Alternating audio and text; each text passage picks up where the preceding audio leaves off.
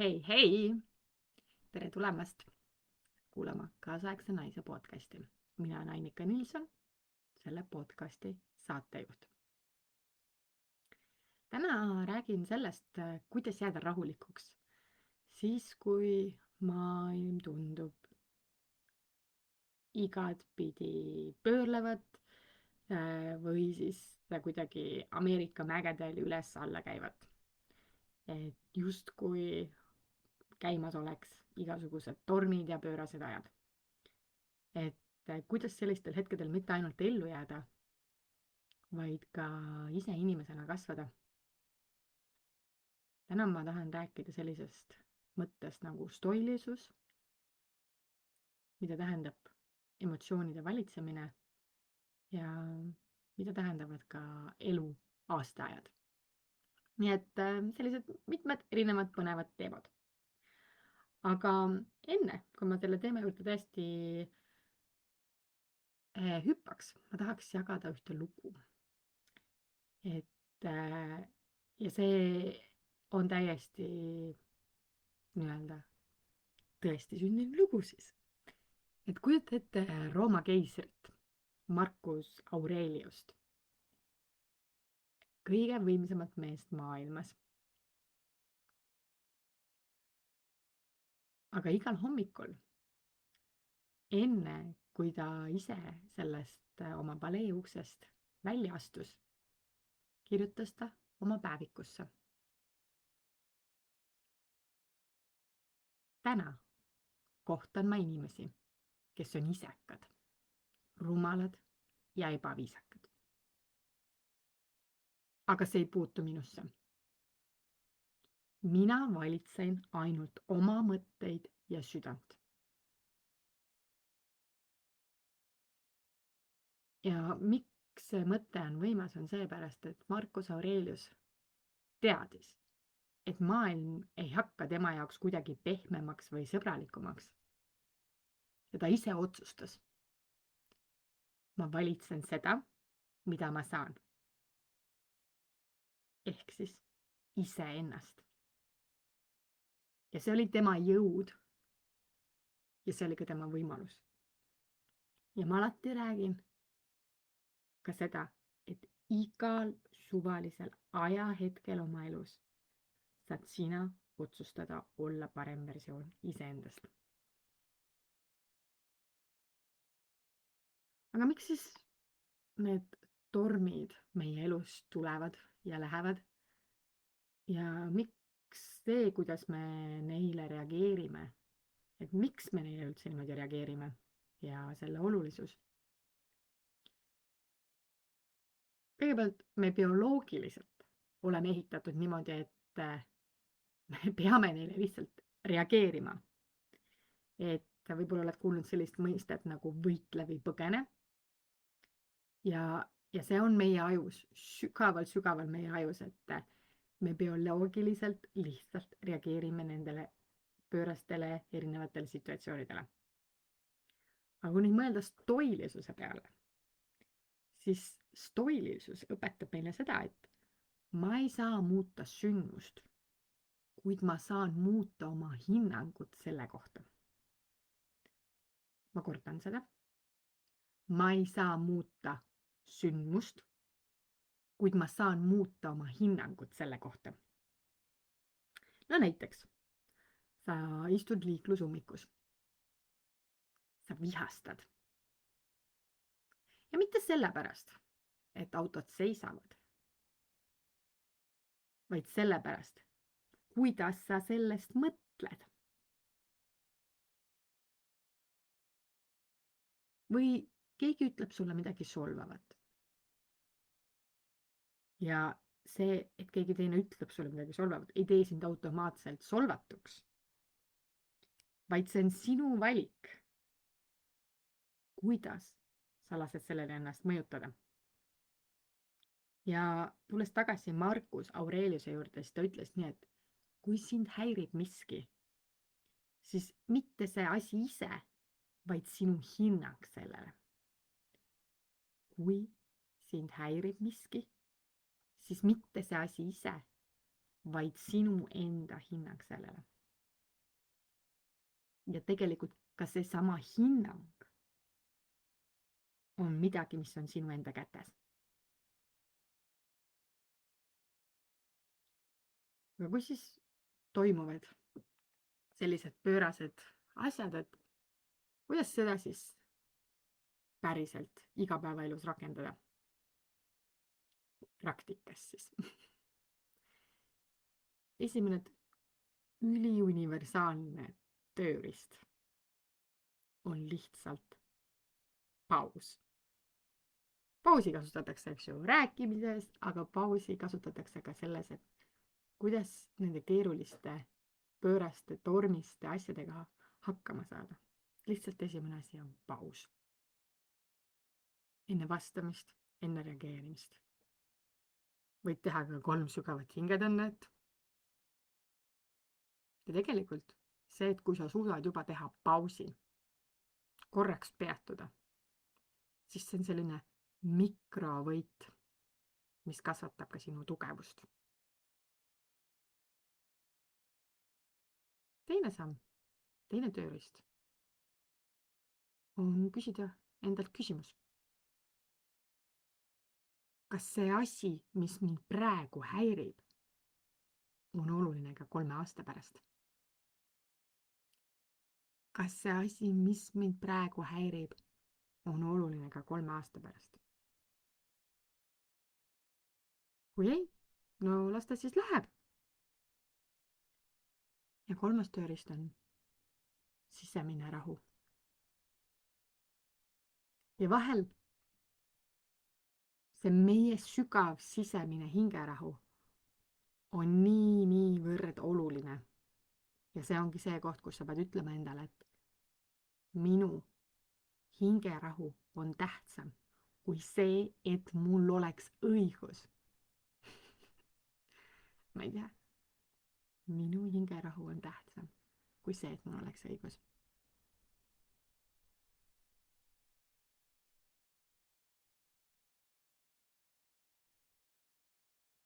Ja üks mu viimaste 2 kuu lemmikraamatutest, mille ma olen enda jaoks taas uuesti avastanud, on Og Mandino, The Greatest Salesman in the World, ehk siis maailma parim müügimees.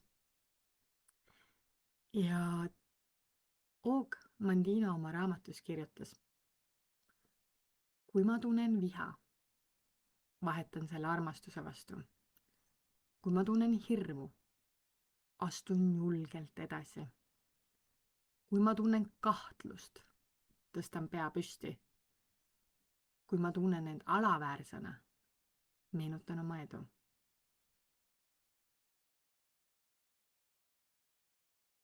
Ja see on tegelikult täielik otsustamine, otsus, et kui ma tunnen nii, siis ma võtan vastutuse ja otsustan teha või tunda seda mingit teist asja seal kõrvale.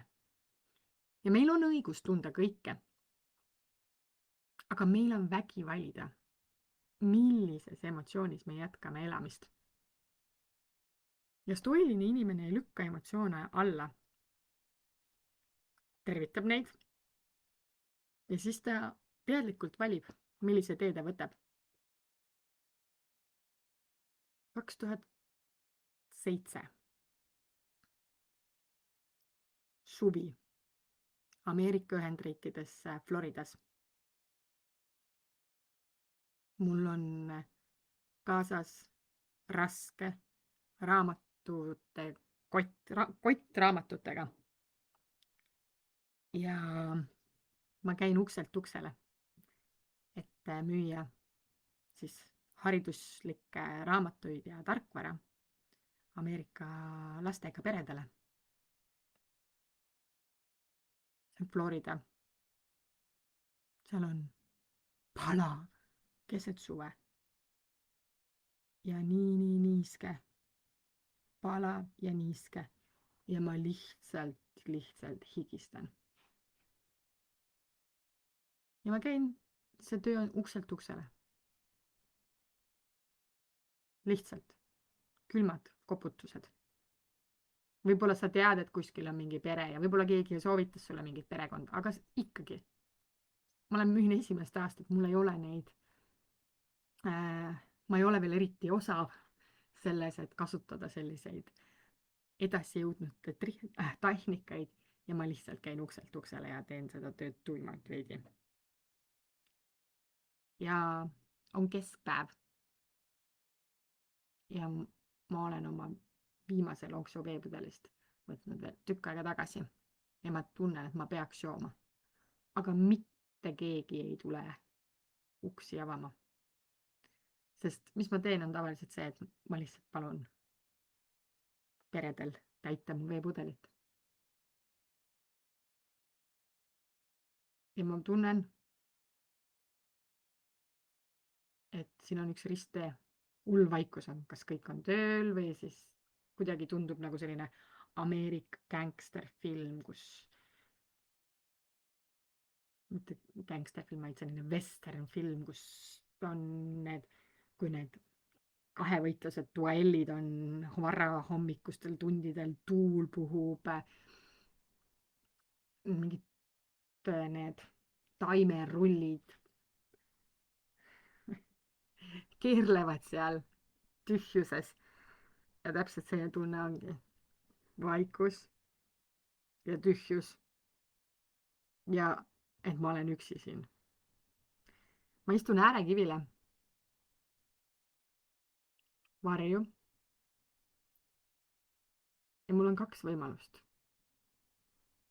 Et kas ma lasen nendel emotsioonidel, kuidas keegi uksi ei vaba, kuidas mul on jänu, kuidas on palav,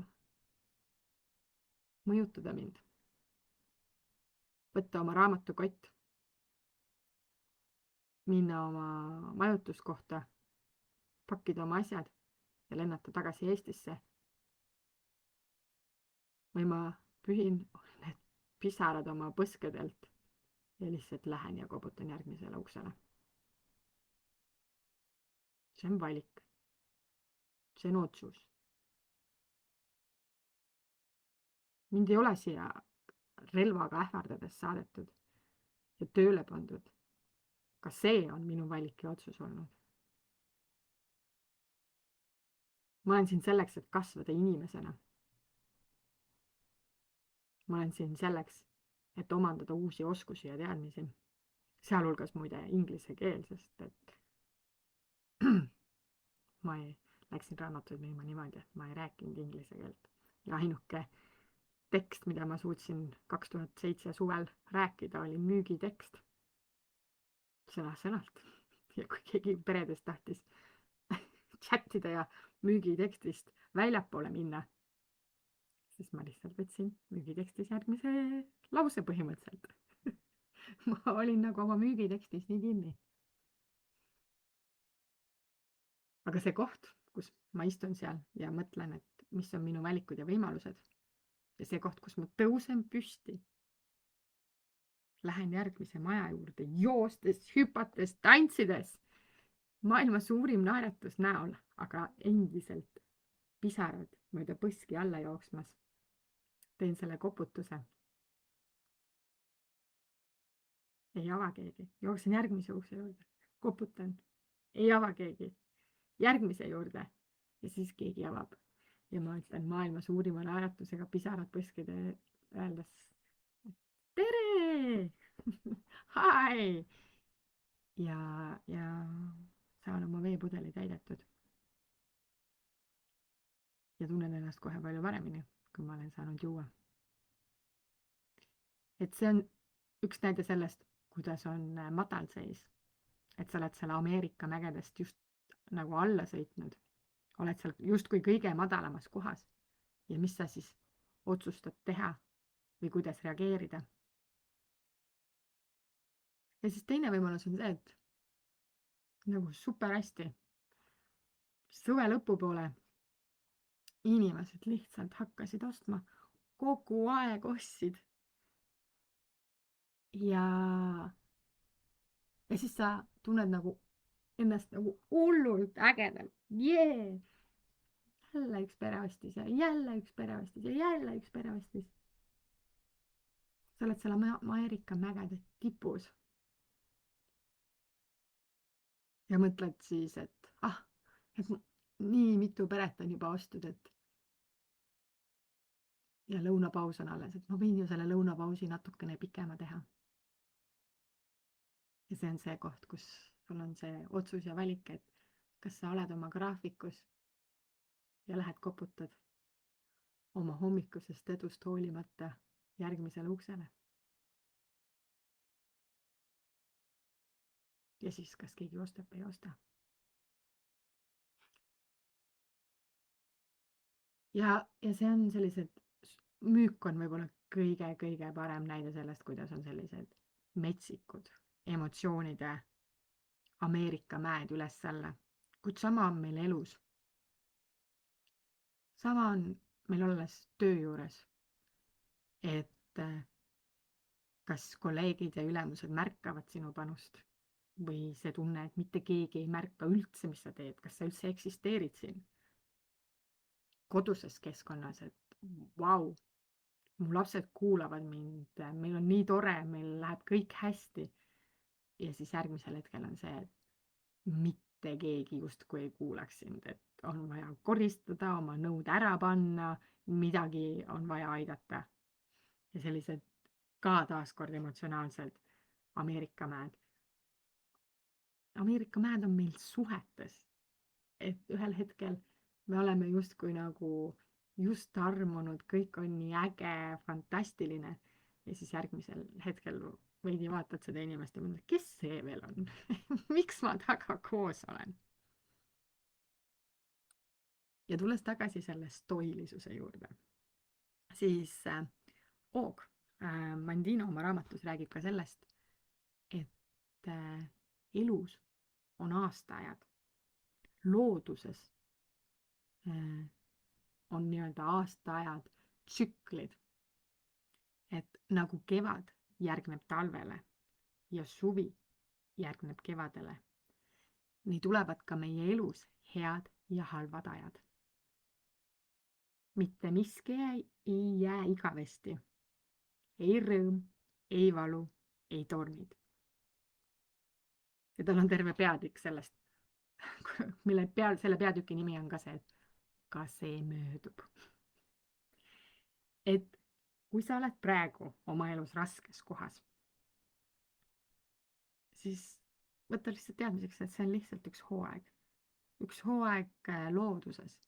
Et ka taimed, et nad peavad seemnest sealt võrsuma.